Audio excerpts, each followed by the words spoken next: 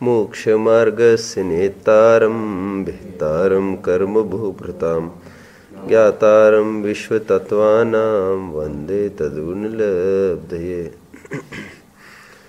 तत्वर सूत्र के 90वें अध्याय के 19वें सूत्र पर कल हमने चर्चा की।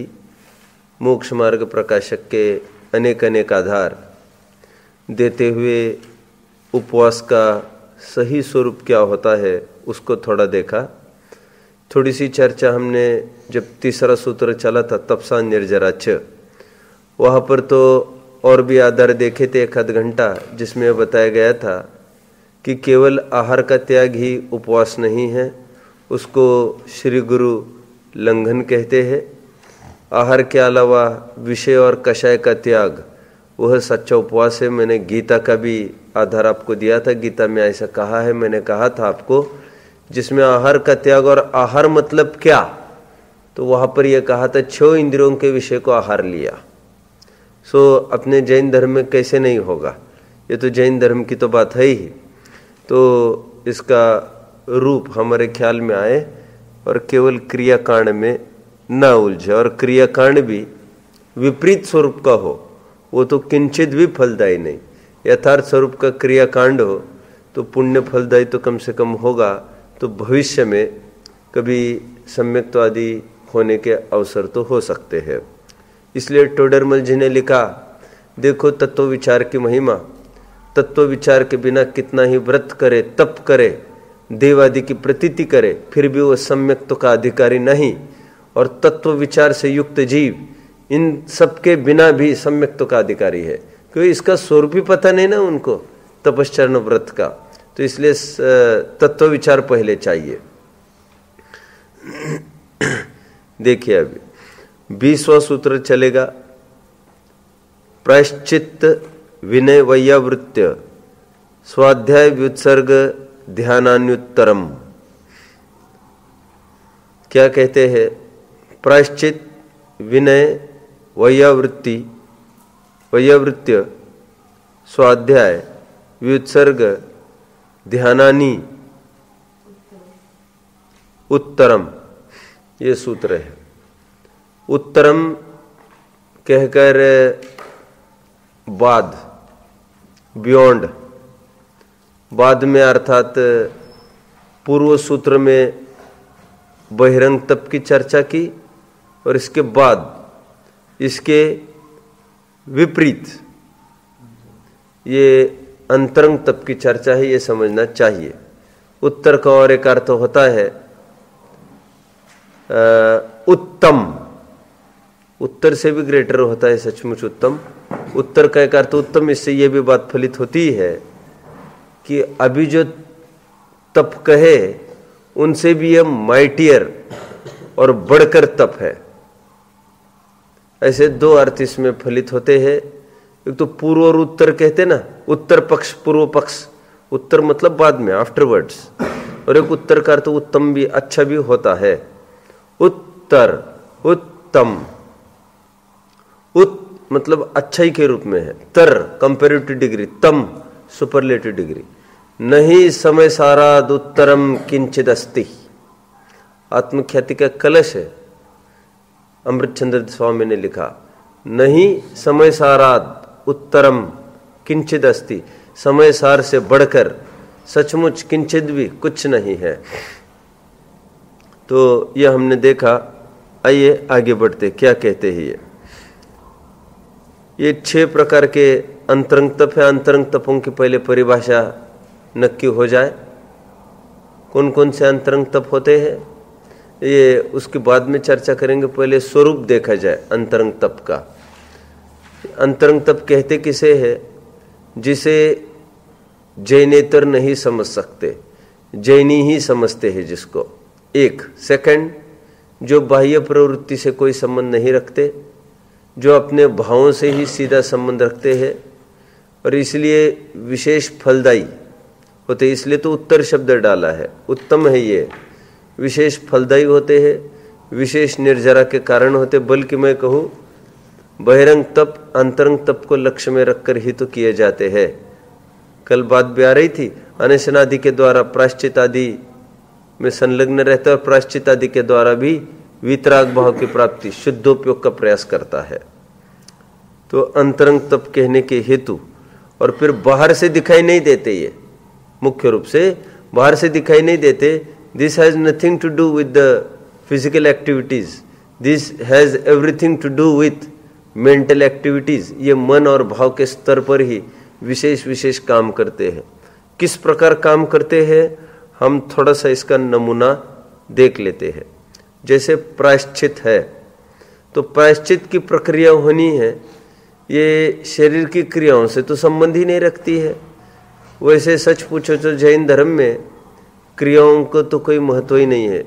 यत क्रिया प्रतिफलंती न भाव शून्या, स्वयंभू स्तोत्र का एक मैंने आपको एक लाइन बताई थी, तस्मात् क्रिया प्रतिफलंती न भाव शून्या, कि जो भाव शून्य जीव है उनमें क्रिया कुछ भी फलदायी नहीं होती है, केवल भावों का ही महात्म्य है। फिर भी देखिए प्रायश्चित में किस प्रकार भावों का वृद्धि होती है। फीलिंग होना हमारे गलतीपने की, और एक अंदर में अनईजी फील होना, ऐसा भार जैसा फील होना कि मैंने कोई गलत काम किया है और मुझे ऐसा नहीं करना। बाहर से तो नॉर्मल दिखता है व्यक्ति, लेकिन अंदर ही अंदर निरंतर खेद खिन्न बना रहता है दिनों महीनों तक। समझ में आता है आपको? ऐसा पुराणों में आता है, राजा दशरथ ने दीक्षा ले ली और सालों तक वन वन विहार करते रहे, लेकिन आखिर तक वे श्रेणी आरूढ़ नहीं कर सके, वे मोक्ष की प्राप्ति नहीं कर सके। हेतु बताते समय ऐसा बताया, वो शल्य बराबर बनी रही थी उनके दिमाग में कि मैंने मेरे न्याय प्रिय पुत्र को वो अनुचित दंड जैसी कार्रवाई करके उसको मैंने निकाल दिया वनवास में। तो फीलिंग बराबर बनी रही, अथवा जो भी कुछ हो, मुझे तो इतना ही कहना है कि ये गलती का फीलिंग की बात है, ये केवल अंतरंग की तरफ संकेत करती है। ये प्रायश्चित एक बात और समझने की है, वैसे तो इससे और एक भ्रम पल सकता है कि प्रायश्चित और पश्चाताप, जैन दर्शन में पश्चाताप को कोई अवसर नहीं है। पश्चाताप इज टू रिपेंट और प्रायश्चित इज टू क्लींसिफाई, शुद्धिकरण है वो। अभी अभी बात चलेगी। पश्चाताप का यहाँ पर अवसर इसलिए नहीं है, सांप चले जाने के बाद लाठी पीटने से क्या होगा, बीती ताही विसारी के आगे की सुध ले, ये जैन धर्म का स्लोगन है। पास्ट इज डेड, बरी इट एंड फॉरगेट इट। ये भूतकाल की तरफ देखकर हमको समय बर्बाद नहीं करना चाहिए। जो हुआ सो भूल जाओ और नई पर्याय तुम्हारे लिए खड़ी है, उसमें जो भी अच्छा करना चाहते हो करके दिखाओ। यह अवसर इसलिए पश्चाताप की बात नहीं है। पश्चात जिसके ताप होता हो, ऐसा कोई पश्चाताप स्वीकृत नहीं है। पश्चात जिसके आप निकलता हो, ऐसा प्रायश्चित अपने यहाँ स्वीकृत है। तो प्रायश्चित is asking sorry and excuse from internal feelings, है ना। अंदर के कोने में से, हृदय के कोने में से वो फीलिंग होना, मैंने गलती की है, आचार्यों के सामने बात को रखना, ये प्रायश्चित होता है। मैं क्यों इतना बता रहा हूं आपको? क्यों बता रहा हूं मैं? यह अंतरंग तपना इसमें सिद्ध करते हैं अपन। इसमें बहिरंग की क्रिया का क्या आया? सब अंतर की बात है। बाहर की थोड़ी बहुत क्रिया होगी, लेकिन पूरा जोर अंदर में से ही लगना है वो। और ऊपरी दिखावटी क्रिया करेगा तो वो तो फलदायी तो बिल्कुल नहीं होगी। विनय, अब विनय बहुमान आना, ये भी अंतरंग की बात है। जिसको विनय है किसी के प्रति, तो उसको कहना थोड़ी पड़ेगा ये आए हैं उठ जाओ, ये आए हैं हाथ जोड़ो। अपने पूज्यता हमारे दिमाग में जिसके प्रति है, वो सहज ही उनके प्रति विनय हुए बिना रहता नहीं है। प्रायश्चित विनय वैयावृत्य, वैयावृत्य का भी थोड़ा सा अर्थ देख ले, क्या कहते हैं। वैयावृत्त भी किस प्रकार अंतरंग भावनाओं से, परिणामों से जुड़ा है। पहले तो प्रायश्चित और विनय हुआ ना, हम इसकी संधि विच्छेद भी करते जाते प्रसंग देखकर। प्रायश्चित के दो अर्थ होते हैं, प्रायः चित्त, प्रायः साधुओं का समूह, प्रायः कहते ना, ऑलमोस्ट, प्रायः मतलब समूह, साधुओं का समूह लेना प्रसंगवशात। चित्त साधुओं के समूह में जो कर्मों के द्वारा विकृति आई है, उसको अपने कुछ अनुष्ठान से, जिस अनुष्ठान से शुद्धिकरण किया जाए चित्त का, उसको प्रायश्चित्त कहते हैं। एक अर्थ तो ये हुआ। सेकंड अर्थ, प्रायः का अर्थ दोष, चित्त का अर्थ शुद्धिकरण, दोषों का शुद्धिकरण, प्रायश्चित। विनय, विनय विशेष प्रकार से जो लेके जाता है गुरु के समीप, गुरु पद और गुरु मार्ग, अपना रत्नत्रय, अपना स्वयं का, उसके प्रति जो ले जाता है, नियति इति नय, नय होता है ना, नय प्रमाण, नय होता है ना, नय, नय की क्या परिभाषा है? जो ले जाता है, जो दिखाता है हमको किसी अंश को।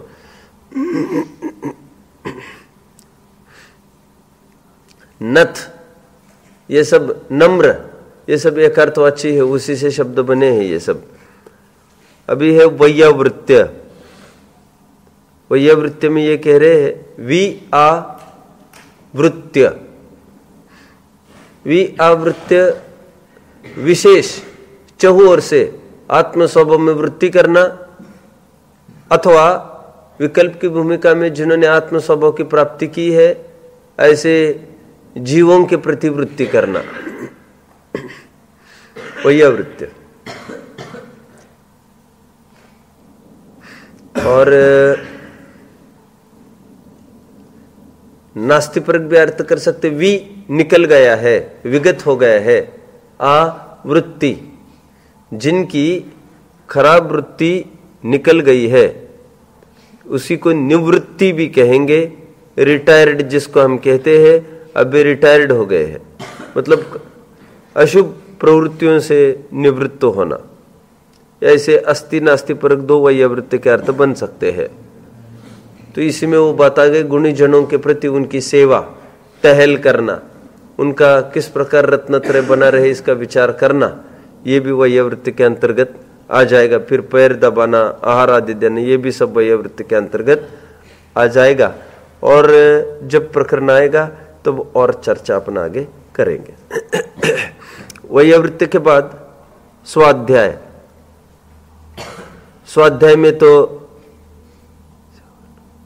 प्रत्यक्ष ही अंतरंग परिणामों से रिलेटेड है, क्योंकि टोडरमल जी ने तो कितना लिया सम्यक ज्ञान चंद्रिका की पीठिका में।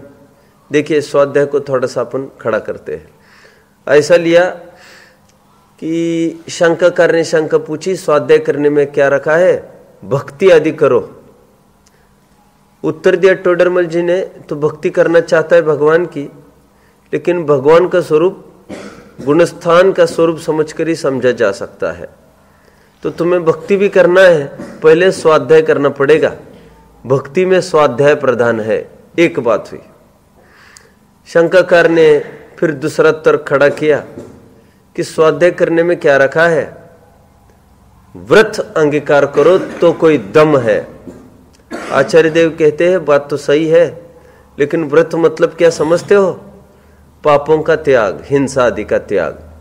हिंसा आदि का त्याग करने के लिए तुम्हें जीव राशि आदि का ज्ञान पता होना चाहिए, कहां पर कितनी कैसी जीव राशि बैठी है। उसके बिना तू कैसी जीवदया पालेगा, कैसे व्रत पालेगा? इसीलिए ये व्रत भी पालन करना है तो सबसे पहले तुम्हें बोलिए स्वाध्याय करना पड़ेगा। तो सेकंड कंक्लूजन पर आए, व्रत पालन में भी स्वाध्याय ही प्रधान है। तीसरा बिंदु उन्होंने बढ़ाया कि तपश्चरण आदि करो तो कोई दम है क्या स्वाध्याय में रखा है। तप मतलब किसकी तरफ संकेत है अभी उसका? बहिरंग तप की तरफ। क्यों? क्योंकि वो स्वाध्याय के अगेंस्ट पुटअप कर रहा है उसको। तो टोडरमल जी कहते हैं, देखिए अनशन आदि जो बाहर के तप है वो शरीर का दमन करते हैं, स्वाध्याय ये मन का कषाय का दमन करता है। और अंतरंग तप इसलिए बहिरंग तप से उत्कृष्ट बताए गए। इस न्याय से भी तप में उत्कृष्ट स्वाध्याय ही है। स्वाध्याय परमम तपहा, ऐसा एक लाइन भी आती है जिनागम में।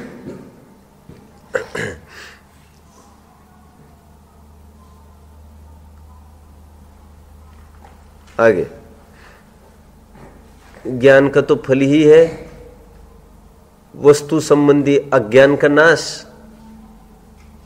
जो राग द्वेष है उसका हेपना, वितराग भाव उसका उपादेयपना, और जो ज्ञेय मात्र वस्तु है उसके प्रति उपेक्षा। ये चार फल परिक्षम सूत्र में ज्ञान के बताए हैं। हानोपादान ऐसा कुछ है किसी को ज्ञान में है? अज्ञान निवृत्तिर हानोपादान उपेक्षाश्च फलम, ऐसा सूत्र है उनका। क्या बोला मैंने? कोई बोलेगा अभी भी क्या बोला मैंने? अज्ञान निवृत्तिर हानोपादान उपेक्षाश्च फलम, ये ज्ञान के चार फल वहां पर बताए हैं। तो स्वाध्याय ये अंतरंग तप है। वहां पर और एक चर्चा खड़ी की, अरे दान करो तो कोई दम है क्या, तो तुम स्वाध्याय में लगे हो। तो टोडरमल जी ने और एक बात कही, तू कौन सा दान करना चाहता है? कहते हैं आहार दान करेगा तो 2-4 घंटे की समस्या निपटा देगा, औषधि दान करेगा तो साल भर की समस्या निपट जाएगी।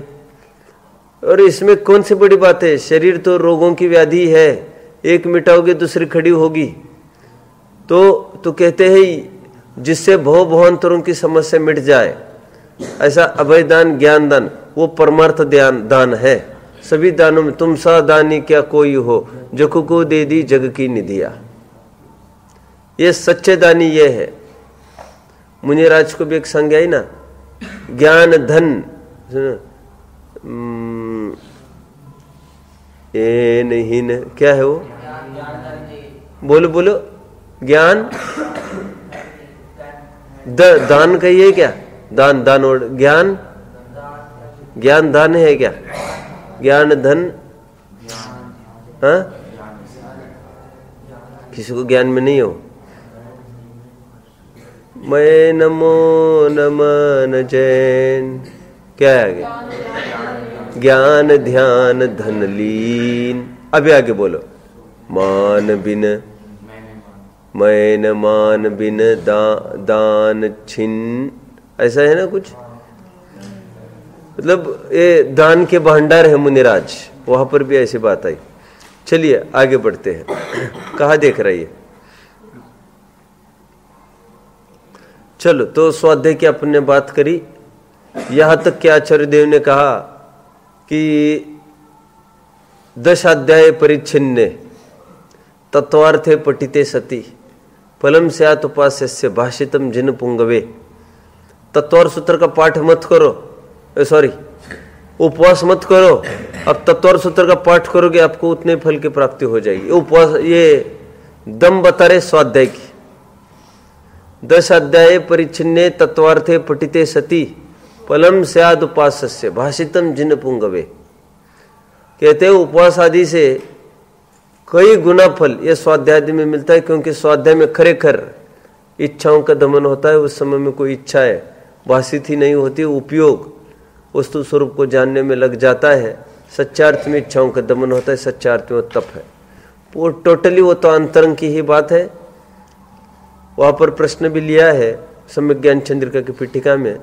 आप कहते हो स्वाध्याय से इच्छा विषय कषाय टूटना चाहिए, लेकिन हम प्रत्यक्ष देखते भरत आदि के तो नहीं टूटे।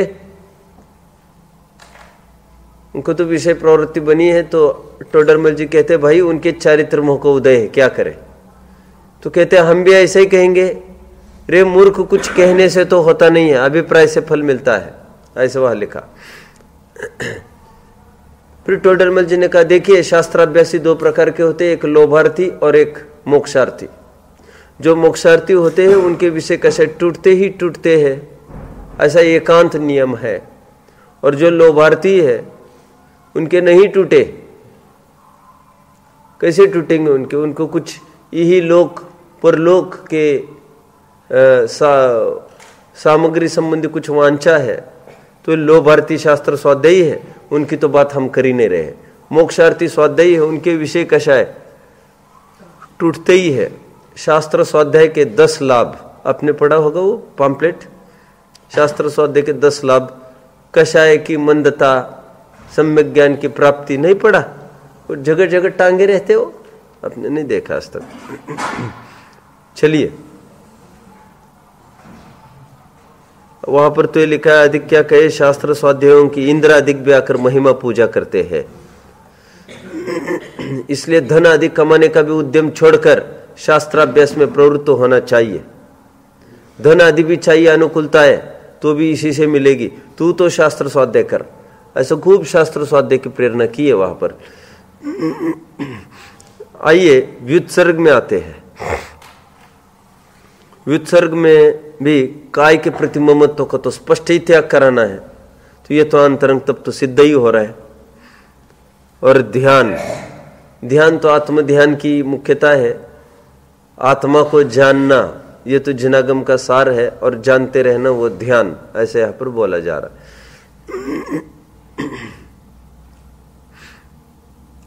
चलिए आगे बढ़ते हैं। अभी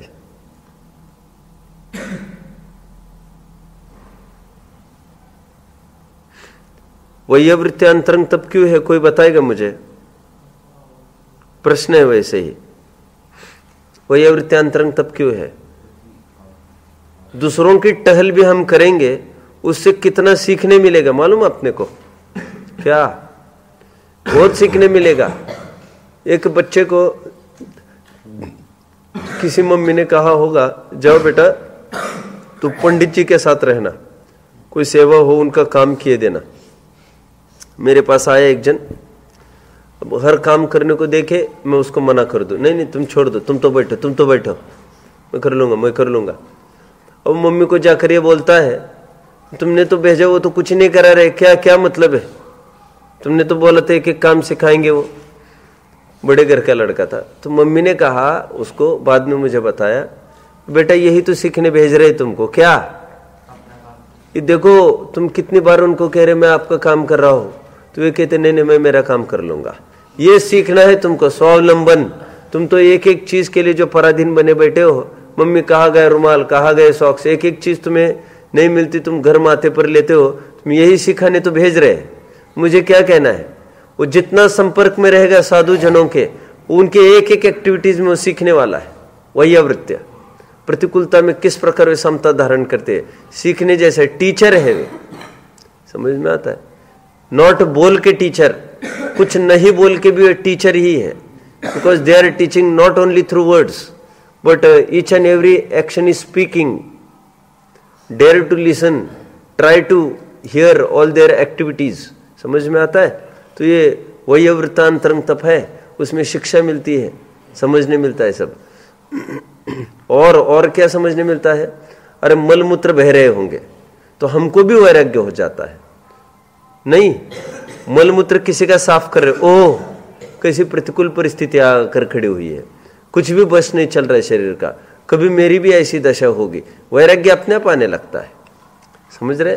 यह अंतरंग परिणामों से रिलेटेड है। देखो ब्रह्मचर्य के परिपालन के लिए ऐसा बोला,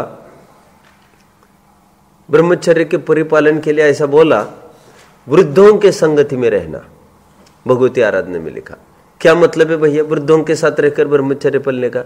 एक तो बुजुर्ग है, उनकी मर्यादा रहेगी, उनके सामने तुम कुछ भी अनैतिक काम नहीं कर सकोगे। एक सेकंड, उनके जर्जरित शरीर को देखकर, उनके मुख से उनके जीवन के अन्यों के अनुभव सुनकर, खास तौर पर उनके जर्जरित शरीर को देखकर, कृष काया देखकर, जाति बिरिया देखकर, नैया किनारे लगती देखकर तुम्हें भी ये निरंतर भान होता रहेगा कि ये चिकनी चुपड़ी, ये जो चमड़ी है, ये भी कभी वो दशा को प्राप्त होगी।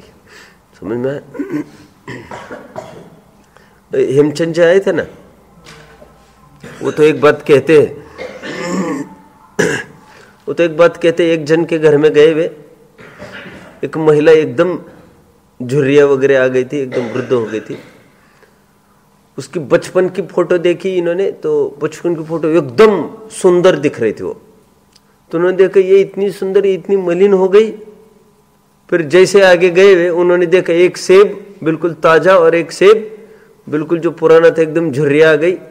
उनको लगा वो कैसे अनित्य भावना भाई, कि कैसी संसार की विचित्रता, आज जो सुंदरता दिखती है वो पल पल कुरूपता की तरफ बढ़ रही है। उस उन्होंने मन में ठान लिया मुझे ब्रह्मचर्य लेना है। ये तो कहने की बात मेरी ये है कि ये अंतरंग भावनाओं की तरफ सब संकेत करता है। अभी आइए आगे के सूत्र की तरफ हम बढ़ सकते हैं। स्वाध्याय का हमने व्युत्पत्ति अर्थ नहीं किया, स्व अधि नहीं, स्वाध्याय स्व अधि अय, ये तो स्पष्ट ही स्व को लेकर जो परिणमन होता है, ये तो स्पष्ट ही अंतरंग परिणामों की तरफ संकेत करता है। पढ़े डालना और तोता रटंत पुस्तकी विद्या, यह सच्चा स्वाध्याय नहीं है। पर हस्ते गतम धनम, क्या है वो सूत्र जानते? अरे पुस्तक, ऐसा लिखा आचार्य ने, पुस्तकेषु, जो पुस्तकों में विद्या है वो दूसरों के हाथ में अपना धन होने बराबर है, कुछ भी कार्यकारी नहीं। और जो कंठ में विद्या बसी है वो अपने हाथ में अपना धन होने बराबर है, कभी भी आप उसका यूज कर सकते हो। और पुस्तकों की विद्या आपको पुस्तकें ढूंढने पड़ेगी। इसलिए जैनियों ने जैनेतरों की खूब कटाई की, ये कहकर निषेध किया है कि आप कहते हो सरस्वती ज्ञान का प्रतीक है, काय की सरस्वती तुम्हारी सब जगह पुस्तक लेके घूमती रहती है। सरस्वती के सामने देखा ना पुस्तक लेकर, ये तो केवल ज्ञान सच्ची सरस्वती है जिसको पुस्तक की आवश्यकता नहीं पड़ती। आइए 21वां सूत्र देखते हैं। 9 14 पंचद्विभेदम यथाक्रमम प्राक ध्यानात्। प्राक ध्यानात्, अब यहां पर प्राक ध्यानात् में हमने कितने सारे सूत्र देखे थे? मैंने 2 प्रकार की आपको प्रक्रिया बताई थी, याद है? ध्यान के पहले तक और ध्यान को मिलाकर, ऐसे 2 अर्थ व्याकरण में इसके होते हैं। क्या बताए थे, याद आ रहे? एक विधि पूर्वक और एक मर्यादा वाला, ऐसा बताया था क्या? कुछ किसी को याद है? प्राक चतुर्भ्या, तो 4 के पहले तक मतलब 3 तक, या 4 को भी शामिल करके ऐसे 2 अर्थ निकलते हैं।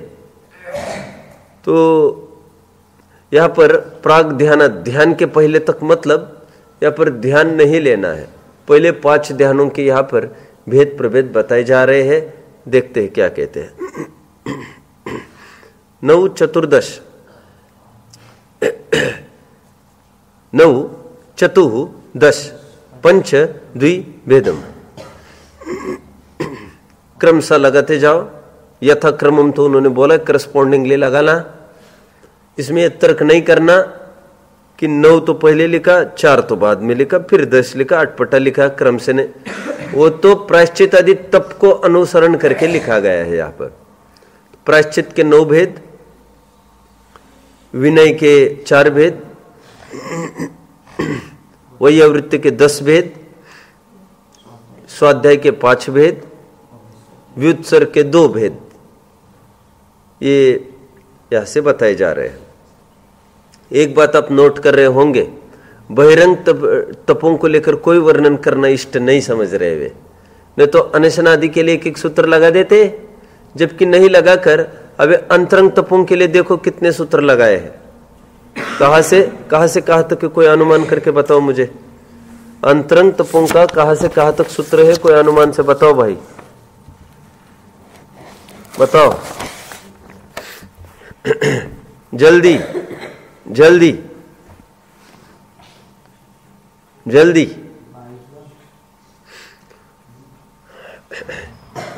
कौन सी सूत्र से चालू होते हैं अंतरंग तप? 19वां सूत्र पढ़ के दिखाओ।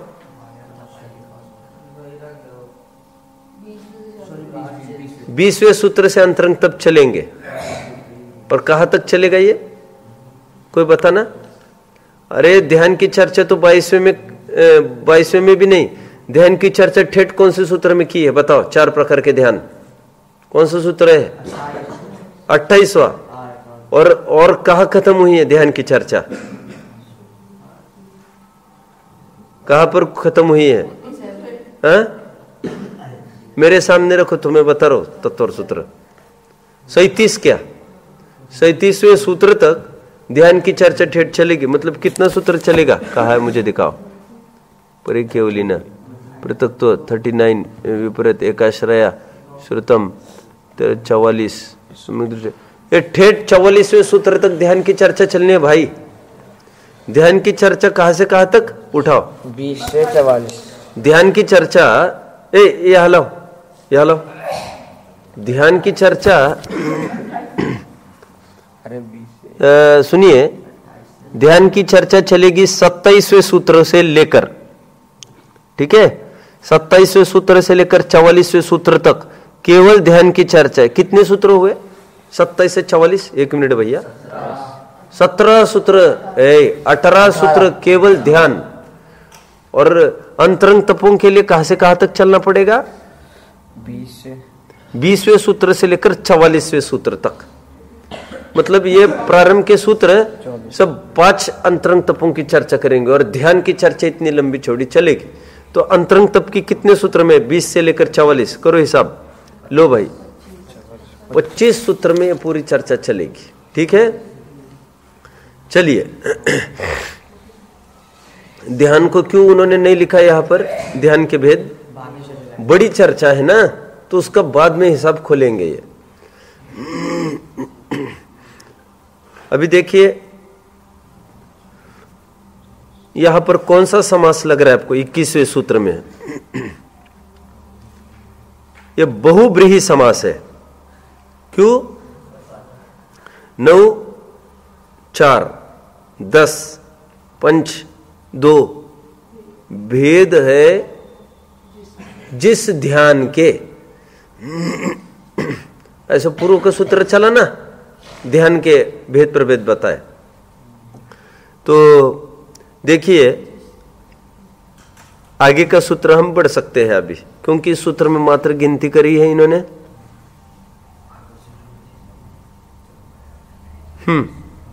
22वें सूत्र में आए।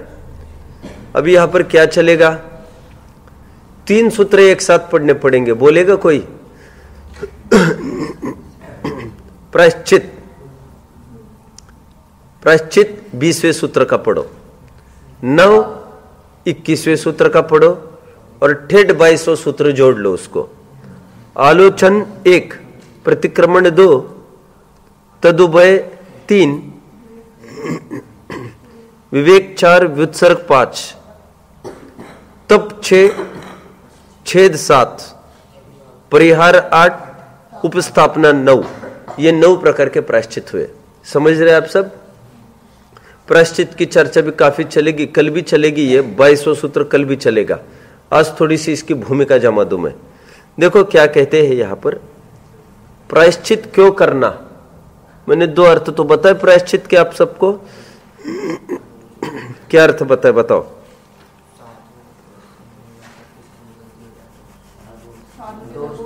साधु का समूह एक प्राय का अर्थ लिया। चित्त का क्या अर्थ लिया?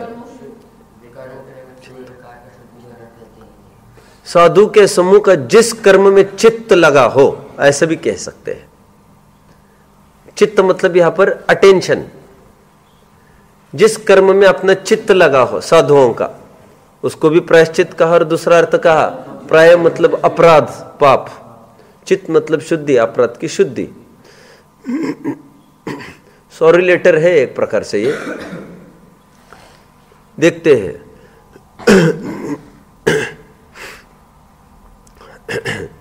प्रायश्चित लेने के क्या क्या औचित है, क्या क्या उसके हेतु है, देखते हैं हम। पहला, प्रमाद के दोष का निराकरण। पहला उद्देश्य प्रायश्चित लेने का प्रमाद के दोष का निराकरण। जो प्रमाद में दोष हो गए उसका निराकरण होना एक। दूसरा, परिणामों की निर्मलता।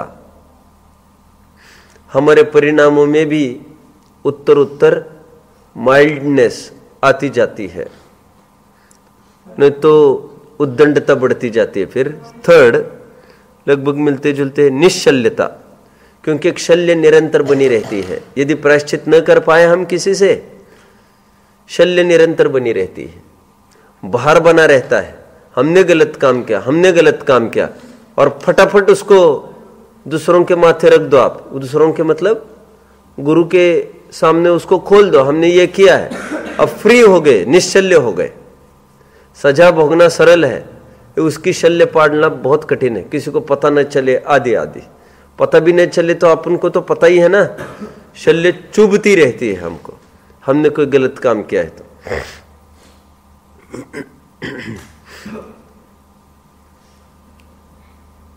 आगे निश्चल्यता होती है।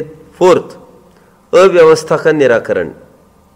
नहीं तो अव्यवस्था भी फैल सकती कोई प्रायश्चित न करे तो, इसलिए अव्यवस्था का निराकरण ये भी एक उद्देश्य है इसके लिए। मर्यादा का बनाए रहना। मर्यादा का बनाए रहना, सीनियर्स की मर्यादा, गुरुजनों की मर्यादा कैसे रहेगी फिर? तो आपको प्रायश्चित करना चाहिए। हम नहीं माफी मांगेंगे, उनकी कुछ ही नहीं रहेगी, उनकी कुछ नहीं रहेगी, उनकी चलेगी ही नहीं, कैसे काम चलेगा? व्यवस्था सब, ये मर्यादा का लोप होने पर व्यवस्था का भी लोप हो ही जाएगा। कितने कारण हुए? 5, 6। संयम की दृढ़ता होने के लिए,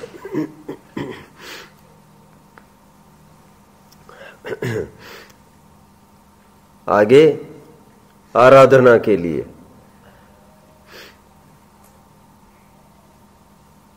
क्या बात है भाई, तुम लोगों का ध्यान भी नहीं है।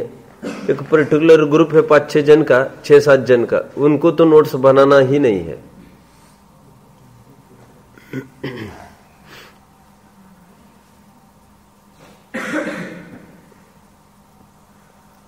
तो ये प्रयोजन प्रायश्चित का यहां से बताया। आगे बढ़ते हैं। ये प्रायश्चित का सामान्य स्वरूप हुआ। अभी 1 बाय 1 हम आगे चलेंगे। आलोचना, आलोचना को अंडरलाइन करेंगे। आलोचना की चर्चा चलेगी आज और कल। क्या है आलोचना की विशेषता, देखते हैं। ये थोड़ा ये भी समझने लायक है। ये आलोचना, प्रतिक्रमण, तदुभय, आगे क्या है? विनय। क्या है? विनय ही है ना, विवेक, फिर व्युत्सर्ग, तप, छेद, परिहार, उपस्थापना। ये उत्तर उत्तर कठिन कठिन धाराएं हैं। जैसा जैसा अपराध करेगा उस अनुरूप वो धारा उस पर चढ़ती है। लोक में भी हम देखते हैं, संविधान में अपराध और उसके अगेंस्ट उसको क्राइम और उसका पनिशमेंट लिखा रहता है। उसी प्रकार ये उत्तर उत्तर इनके पास प्रायश्चित करने के, शुद्धिकरण के ही है ये, लेकिन ये 9 साधन है। इसलिए मैं कहता हूं जो आचार्य देव ताड़ना देते हैं, वो वर्ड प्रॉपर क्या बोला था मैंने? ताड़ना। ड और र एक अर्थवाची बोलते हैं ना बहुत लोग, रबड़ रबड़ बोलते रहते हैं। रबड़ रबड़ देना, बुंदेलखंड के तो बहुत ऐसे ही बोलते हैं, र ड, ऐसे ड ड बोलते हर जगह। और कोई शब्द ज्ञान में है आपके? हाँ, बोलते रहते हैं ऐसा। तो कहने की बात मेरी ये है कि यहां पर भी ताड़ना, तारना, सच पूछो तो वे तारना करते हुए तारते हैं। दोष बताकर वे शुद्धिकरण ही तो कर रहे हैं। अहो भाग्य है उस शिष्य का जो ये समझता हो, ओहो कितनी करुणा की आचार्य ने मेरे इस गलती पर ध्यान दिया, नहीं देते तो मेरा कितना अनर्थ हो जाता। और पल पल में कर्म बंद तो हो ही रहा है। टोडरमल जी ने लिखा, अपने इन परिणामों के बिगड़ने का भय रखना।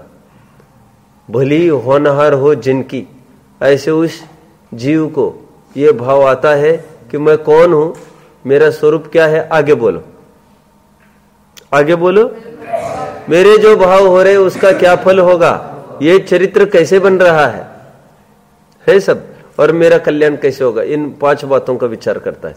तो उसमें कौन सा छाटना है, मेरे जो भाव हो रहे उनका क्या फल होगा। तो देखिए आलोचना करने की पद्धति यहाँ पर बताई जा रही है। पहले तो आलोचना मैं तो बहुत बताता हूँ, आलोचना हर जैनेतरों में भी है, ईसाइयों में भी आप देखते हैं कन्फेशन बॉक्स एक रहता है, वहां पर फादर खड़े रहते कन्फेशन बॉक्स में, और वो जाते हैं, वो माफी मांगते हैं, होता है ना, सब में अपना अपना होता है। This is just to ask excuse, pardon, हमसे कुछ गलती हुई है तो ये आलोचना की संधि विच्छेद लिख लो, आ लोचन, चहु ओर से देखना, अपने गलतियों को देखना। क्यों देखना गलतियों को, हटाने के लिए। क्यों जानेगा तो फिर हे उपादेय पाना तो पड़ेगा, जानेगा ही नहीं तो कैसे पड़ेगा। अपना स्वरूप देखना, निश्चय आलोचना और व्यवहार आलोचना। अपनी गलतियों को देखो और उसको निकालने का प्रयास करो। अनाज में से कंकड़ देखना, देखो कंकड़ देखना जरा इसमें से, हाँ देख लिया साहब। अब वैसे देखना मतलब हटाना। दूध देखना, दूध देखना मतलब ध्यान देना, वो बचाना, उसको आत्मा को बचाना, यह आत्मा की आलोचना है। विभावों से बचाना, संसार सागर में रुलने से बचाना। कैसे आलोचना होना चाहिए देखिए, अब बिंदु वाइज लिखेंगे। गुरु जब एकांत में बैठे हो तब उनके पास जाना। क्यों? यदि और जन सामने हो तो अपने दोष कहने में संकोचेगा वो शिष्य, इसलिए अकेले में जाए और तसल्ली से सभी अपराधों को बोले, एकांत, किसी के सामने न हो। बाय चांस यदि अर्जिका हो तो अकेले न जाए, वो तो शील की मर्यादा के पीछे और 1-2 जन को संग करके जाए। ठीक है, आगे बढ़ते हैं। गुरु जी प्रसन्न चित्त में हो तब जाए। यदि किसी को डांट फटकार रहे, दंड कर रहे हैं, उनका मूड थोड़ा ठीक नहीं है, कशायला है, तो उस समय में जाना अवॉइड करे। बैठे हुए हो,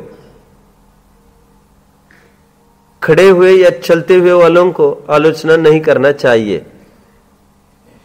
कितने बिंदु हुए? 3। वेरी नाइस, आगे बढ़ो। शिष्य की तरफ से लिखो आप कि हाँ, गुरु को भी शिष्य की क्या बातें जानना, उसका द्रव्य क्षेत्र काल भाव जानना जरूरी है, उसकी पात्रता। कैसे ही दंड दे दिया जाए नहीं चलेगा ना, वो भी पात्र को समझे।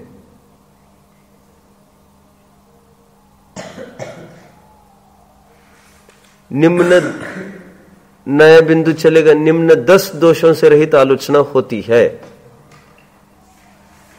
10 दोषों से रहित आलोचना होती है। 10 दोष कौन कौन से हैं, अब क्रम से लिखते जाएंगे।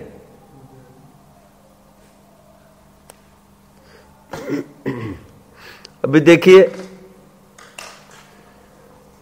गुरु जी के पास जाना है अपनी गलती बताने के लिए, लेकिन इस डर से कि वे ज्यादा कुछ दंड ना दे देवे, इसलिए उनको पहले ही कुछ भेंट देना, कुछ ग्रंथ दे दिया, उपकरण दे दिया, खुश कर दिया, मक्खन लगाया कह लो।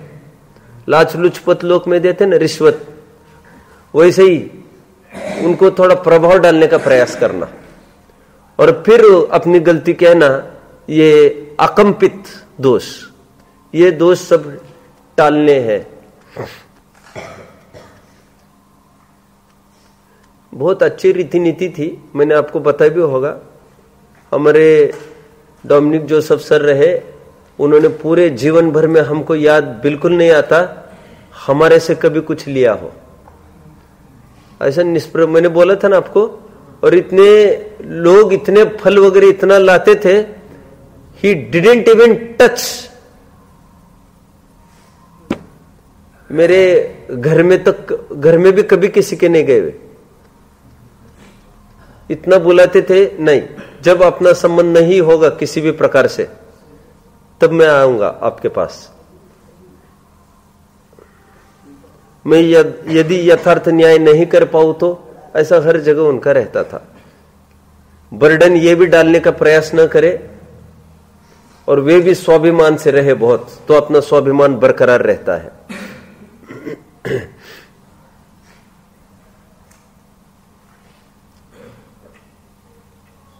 चलो, ये फीस नहीं हो, ये ऐसा है नहीं, लोग कहते नहीं रिश्वत नहीं है, ये क्या है बोलते हैं, ये आपकी गुप्त फीस है और ये आप पर हावी हो जाते हैं फिर बाद में। ठीक है, तो ये बात नहीं है कुछ देवा लेवा की। ये पहला पॉइंट हुआ अकंपित का। सेकंड, तुम बोलो मत दो जन और सुनो, नहीं मैं सुनो मेरी बात को आप लोग। मैं तो गौण करने की आदत है मुझे। अब किसी को भी चकमा दे सकते हो, मुझे नहीं दे सकते आप। मैंने मेरे स्कूल लाइफ मेरा कैसा रहा है आप नहीं समझ सकते। मैं सब गलियों से गुजरा हूं, तुम तो बहुत सज्जन बच्चे हो, मैं बहुत अच्छे से बता रहा हूं आपको। मैं लेट गो करता हूं, आप उसका नाजायज लाभ नहीं उठाना। मैं राइट इन द कॉर्नर, कौन कितना मुझे चकमा दे रहे किस प्रकार से, ये सब मैं समझता हूं, लेकिन मुझे समय नहीं बर्बाद करना है उसमें। कुछ दो चार अच्छे बच्चे हैं, उनको देखकर मैं मेरा काम करना चाहता हूं। आप ध्यान दीजिए तो आपकी उसमें भलाई है। चलिए आगे।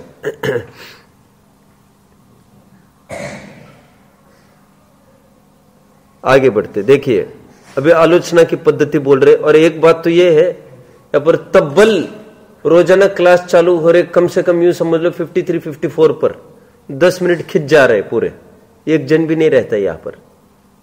तो या तो फिर 6 कोई करे टाइम, या तो बिल्कुल टाइम पर आओ आप सब।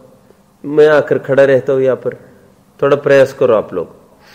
अभी आप तभी चला गया, ये भी बीमार है, नहीं तो मैं तो चालू, मुझे तो आपत्ति नहीं थी ज्यादा उसमें। आपका टाइम बचेगा ना, आप लेट क्यों करते हो। हाँ चलो आगे बढ़ो। उसको दसों दोष अपने को देखने हैं। एक तो अकंपित हुआ। सेकंड,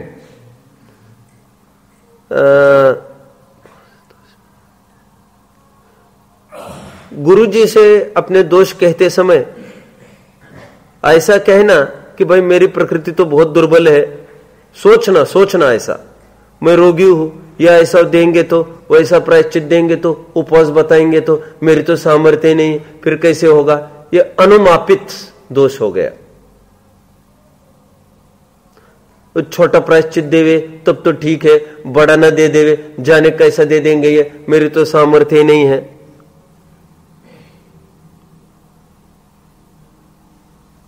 और छोटा दे रहे हो तो ही मैं निवेदन करूंगा, नहीं तो कोई पॉइंट ही नहीं है। वो कुछ भी करेंगे तो क्या मतलब है फिर उसका, फिर अपन क्यों कहे। ये आप लोगों को भी समझना चाहिए ये सब। अब भी विद्यार्थी जीवन है आपका, आपको टीचर के साथ कैसे पेश आना ये भी आपको समझ में आएगा। ठीक है, एकदम ये जानकर टीचर जो भी करेंगे हमारे हित के लिए ही करेंगे।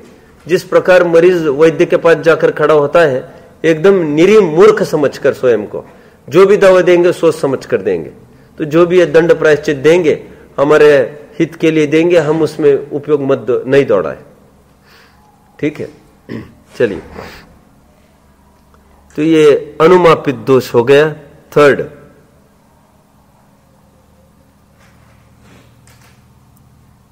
जितना दूसरों को हमारा दोष दिखा है, दृष्ट दोष नाम है उसका। जितना दूसरों को हमारा दोष दिखा है उतने की बस आलोचना करे। जो नहीं देख पाए कोई, उसका तो बोलना ही नहीं। यह मायाचारी छल कपट से किया हुआ आलोचना है। दृष्ट, हाँ क्या बोल रही है। दृष्ट, देखा हुआ, जो लोगों ने देखा उतने कोई बताना। अब बादर, अपने से बहुत सारे दोष होते हैं, उसमें बादर स्थूल मोटे मोटे बताना, सूक्ष्म सूक्ष्म बताना ही नहीं गुरु जी को। ठीक है,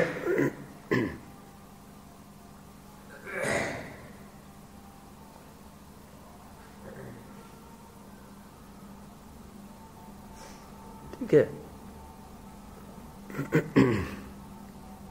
देखो, इससे हानि नुकसान पूरा वो शिष्य का ही है। वो क्या छिपाएगा और क्या बिगड़ना है सामने वाले का, उसका हित होगा। और वो हित के लिए आया है, ये आप समझो। वो घर से आया है, वो दंड से बचने के लिए नहीं आया, अपने हित के लिए आया हो, तो क्यों नहीं रखेगा। ऐसा लिखा है, जिस प्रकार एक छोटा बच्चा सब कुछ अपनी माँ को बता देता है, वो फोन पर ये बताएगा पापा ये बोल रहे हैं कि वे घर पर नहीं है, ये बोल देता है वो बच्चा। वो कुछ भी छिपाना नहीं जानता। उसी प्रकार एकदम बालकवत सब कुछ आचार्यों के सामने खोल कर रख देते हैं। फिर ये जो भी है विचार करे हमारे बारे में। दृष्ट हो गया, स्थूल बादर भी हो गया। फिर पांचवा होगा सूक्ष्म। सूक्ष्म दोष में छोटी छोटी तो बातें बताए, लेकिन जो बड़े बड़े अपराध है उसको तो बिल्कुल ही उड़ा दे, बताई ना उसको।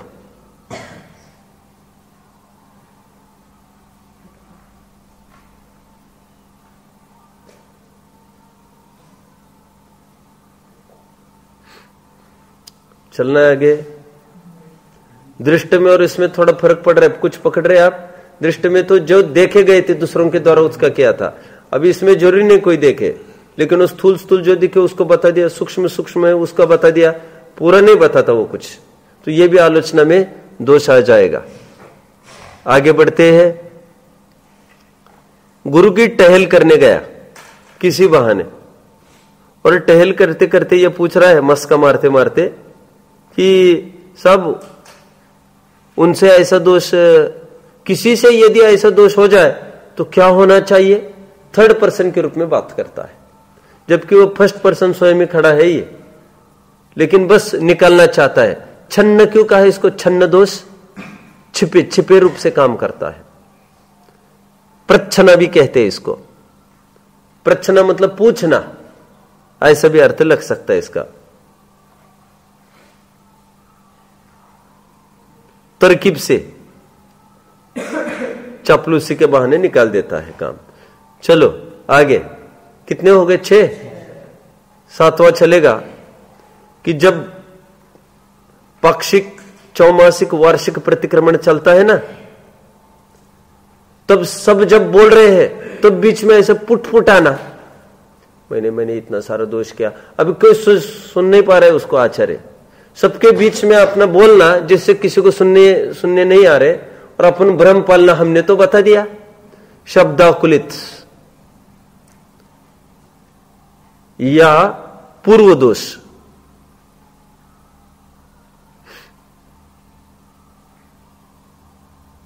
पूर्व क्यों लिखा होगा, पहले से ही कोई मुनि विराजे है, उनके बीच में अपन उनके साथ साथ शब्दों के कोलाहल में अपन भी बोल देना बीच में। शब्दाकुलित, क्या फायदा है।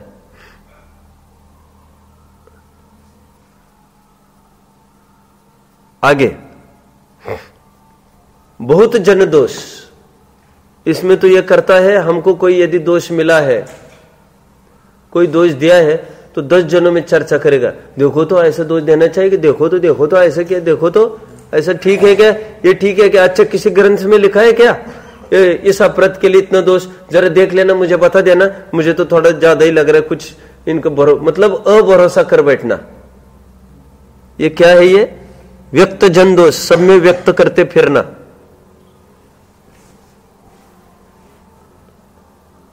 अन्य इनसे भी पूछे उनसे भी पूछे, क्यों जी इतना ऐसा अपराध किया, क्या होना चाहिए, जबकि ऐसा नहीं पूछना चाहिए। क्यों नहीं पूछना चाहिए, 5 जन एक ही अपराध करे, सबको एक सरी की सजा नहीं होती कभी भी। क्यों, कौन से स्तर का है, उसके क्या लायकात है, देखकर सजा दी जाती है। बहुत अच्छा हो, कभी गलती नहीं करता और वो भी फंस जाए, उसको थोड़ी ना उतनी सजा मिलती है, फिर कुछ नहीं होगा उसका। क्यों स्वर्णिम, ठीक है जो मैं कह रहा हूं। हाँ चलो आगे, कितने हुए, 8 हुए, 2 रहे। 9वां दोष लिख लीजिए, व्यक्त दोष। क्या क्या क्या क्या, 8वां बहुजन था ना, व्यक्त 9वां। इसमें तो ये लिखना है आपको कि किसी योग्य आचार्य के पास जाकर नहीं कहना गलतियां, जो अपने शरीर का शिथिलाचार्य हो, जो कम में काम निपटा देगा, हम जानते वेरी माइल्ड है और उसकी भी कोई गलती है तो आपस में तेरी भी चुप मेरी भी चुप, तू मेरे से प्रतिक्रमण कर ले, मैं तेरे से प्रायश्चित ले लूं, मैं तुमको कंसेशन दे दूंगा, तुम मुझे कंसेशन दे देना, ऐसा चलता है अक्षत सब आपस में, क्या बताए। चलो ठीक है। व्यक्त आगे 10वां तत्सम दोष। तत्सम दोष में क्या लेंगे? किसी को ऐसी सजा मिली है देखकर अपन भी बिना पूछे ले लेना। खांसी को, किसी को खांसी हुई थी, उसको ये दवा दे दी डॉक्टर ने, बस अपन डॉक्टर के पास काय के ले जाना, अपन भी वो दवा ले लो, अपना ठीक हो जाएगा। ये 10 दोषों का अभाव करके आलोचना की जाती है। आलोचना की थोड़ी सी चर्चा और करेंगे और आगे कल बढ़ना है। ओम नमः।